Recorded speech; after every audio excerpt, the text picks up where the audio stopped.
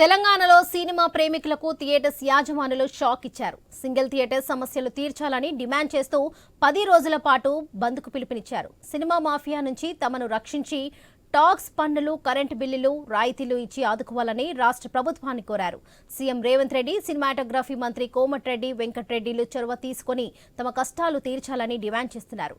దీనిపై మరింత సమాచారం మా వరంగల్ ప్రతినిధి ప్రశాంత్ అందిస్తారు.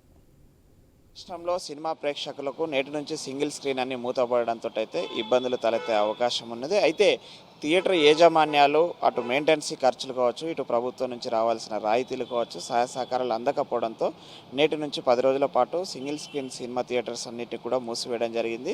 ఈ యొక్క తెలంగాణ రాష్ట్రం మొత్తంతో పాటు ఉమ్మడి వరంగల్ జిల్లాకు సంబంధించినటువంటి సింగిల్ స్క్రీన్ అన్నీ కూడా సినిమా థియేటర్లు బంద్ చేశారు. ప్రస్తుతం మనం వరంగల్ రామ్ లక్ష్మణ్ థియేటర్ వద్ద ఉన్నాము. ఇక్కడ థియేటర్ యజమాని శ్రీనివాస్ గారు ఉన్నారు. వారిని అడిగి మరిన్ని వివరాలు తెలుసు. సార్ చెప్పండి, ఎందుకు ఈ రోజు నుంచి సింగిల్ స్క్రీన్ థియేటర్స్ బంద్ చేశారు? అంటే మీ ప్రధాన డిమాండ్స్ ఏంటి? మీకు ఎలాంటి ఇబ్బందులు ఉన్నాయి? అంటే right from the beginning corona అయితే ఎప్పుడు వచ్చిందో నాట్ ఓన్లీ థియేటర్స్ బిజినెస్, ఇంకా మిగతా బిజినెస్లు కానీ వ్యాపారాలన్నీ కొంచెం ఆర్థికంగా చితికలబడ్డాయి. ఆ విషయం ప్రపంచం మొత్తం తెలుసు.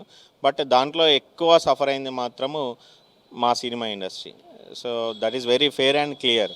ఆ 2 సంవత్సరాలు నడవక ఆ నడిచిన కాలానికి కూడా ఇప్పుడు నా థియేటర్కి వచ్చేసే రామ్ లక్ష్మణ్ థియేటర్కి వచ్చేసే నేను లిటరల్గా నా థియేటర్ నడిచినా నడవకున్నా ప్రేక్షకులు ఉన్నా లేకున్నా నాకు కరెంట్ బిల్ అనేది, అంటే నాకు హెచ్టీ లైన్ అంటారు, air conditioner theatre, minimum 1.5 lakh వస్తుంది మంత్లీ.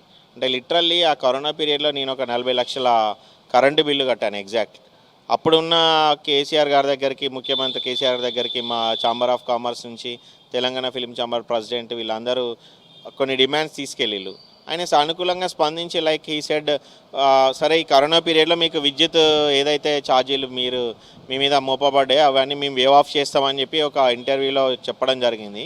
అది ఇప్పటికి కూడా అది యూట్యూబ్లో ఉంది. బట్ దాన్ని ఏ రకంగా కూడా వాళ్ళు హానర్ చేయలేదు.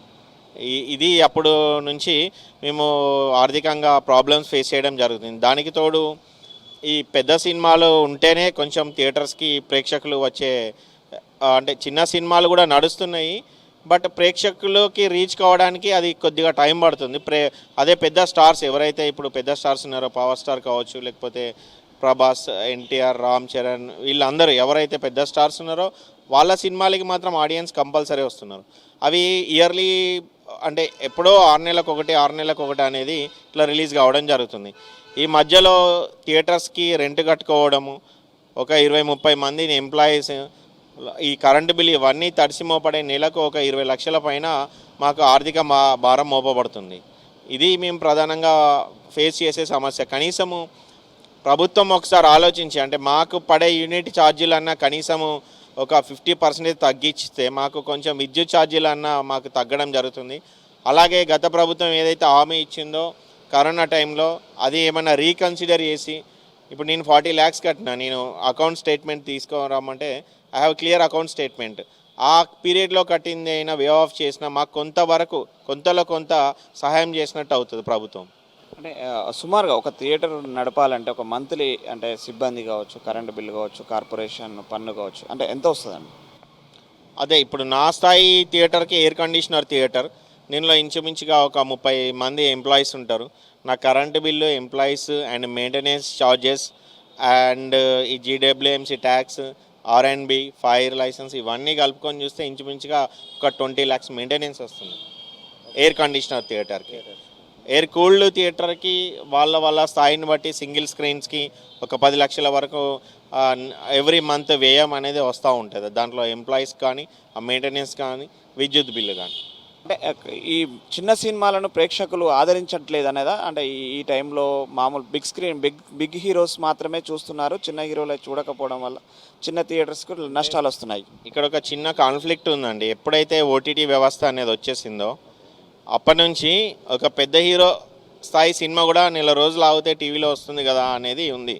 దీనికి ప్రభుత్వం ఏదైనా జీవో తీసుకొచ్చి ఓటీటీలో రావడానికి మినిమం ఒక 150 రోజులు, 200 రోజులు అనేది కండిషన్గా పెడితే అది చిన్న సినిమాలు ఆడిన సందర్భాలు ఉన్నాయి. ఇప్పుడు బేబీ సినిమా హిట్ అయింది, ఇప్పుడు డీజేటీలు లాంటి సినిమా హిట్ అయింది. అది చిన్న సినిమా పెద్ద సినిమా అని అనుకోవట్లేదు. అంటే ఇక్కడ సమస్య ఎక్కడ వస్తుందంటే ఈ ఓటీటీ వల్ల థియేటర్ ఆక్యుపెన్సీ తగ్గింది అనేది నేను వన్ ఆఫ్ ద రీజన్గా అని అనుకుంటున్నాను. ఇంకొకటి ఏంటంటే మెయిన్గా ఓటీటీ అనుకుంటున్నాను నేను. ఇప్పుడు అమెజాన్ కావచ్చు, నెట్ఫ్లిక్స్ కావచ్చు, ఇవన్నీ రీజన్స్ అని అనుకుంటున్నాను. సినిమా బాగుంటే ఖచ్చితంగా ప్రేక్షకుడు వస్తున్నారు, కానీ ఇక్కడ ఏంటంటే పెద్ద సినిమాలు ఒకప్పుడు చిరంజీవి గారు ఉన్నారు, కృష్ణ గారు ఉన్నారు. వాళ్ళు వాళ్ళ స్థాయిని బట్టి నిరంతరం కష్టపడి సంవత్సరానికి ఒక 7 సినిమాలు రిలీజ్ చేసిన సందర్భాలు కూడా ఉన్నాయి. అంటే ఇది నేను బహిరంగంగా చెప్తే అది ఎవరికైనా ఇబ్బంది అవుతుందేమో, కానీ సినిమా అనేది లాంగ్ టర్మ్లో సర్వైవ్ కావాలంటే ప్రతి ఒక్క పెద్ద హీరో సంవత్సరానికి అయినా, ఇప్పుడు ప్రభాస్ లాంటి హీరో ఒక 2 సినిమాలు అందిస్తే థియేటర్ వ్యవస్థ అనేది సర్వైవ్ అవుతుంది. చిన్న సినిమాలు ఆడుతున్నాయి, కానీ ఇప్పుడు వరంగల్ లాంటి సెంటర్ ఉంది, ఇక్కడ 10 థియేటర్లు ఉంటాయి. ఒక్క థియేటర్కి ఒక సినిమా దొరుకుతుంది, మిగతా 9 థియేటర్లు బందే ఉంటాయి. అయితే ఇప్పుడు బ్లీడ్ అవుతున్నాము, ఇప్పుడు బంద్ అవుతున్నామని ఇది స్టేట్ ఇష్యూగా అనౌన్స్ చేశారు. కానీ ఈ ప్రతి సంవత్సరం మినిమము మేము థియేటర్ మీద ఆధారపడి బతికేది 4 నెలలు మాత్రమే కరెక్ట్గా చెప్పాలంటే. మిగతా 8 నెలలు మళ్ళీ దీని మీద ఉన్న ఇంట్రెస్ట్ తోటో ఒక ఆశతోటే నడుపుకోవడం జరుగుతుంది. ఇది సమస్య.